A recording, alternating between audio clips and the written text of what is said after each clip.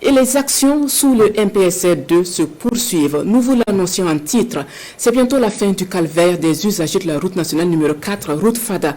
Les embouteillages et les nombreux accidents de la circulation vont certainement être rangés dans les oubliettes. Dans quelques mois, cette voie va connaître un nouveau visage. Une double voie sur une distance de 21,3 km. À cela s'ajoute le bitumage de voies connexes et l'élargissement de la voie d'accès à l'université Thomas Sankara. Le coup d'envoi des travaux est donné ce matin en présence de Césaire Carfo et Aruna Mare.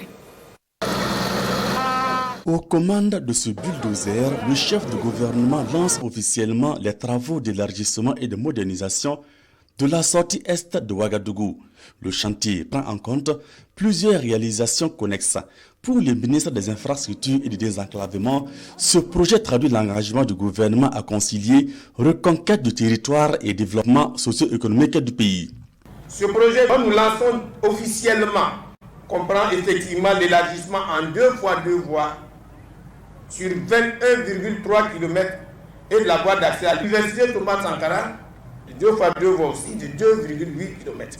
Il est prévu aussi l'aménagement et le bitumage des voiries connexes d'un linéaire de 11,4 km. La mise en œuvre de ce projet permettra d'assurer une liaison rapide et directe entre le centre-ville et les quartiers de la banlieue est de Ouagadougou, Dassasso, Wayalré, Benoro, Nyeko, Saba, Bargo et Gambela, etc. Les travaux vont coûter plus de 89 milliards 360 millions de francs CFA hors taxes à l'État burkinabé. La mise en route de ce projet est la concrétisation d'un rêve pour les populations riveraines.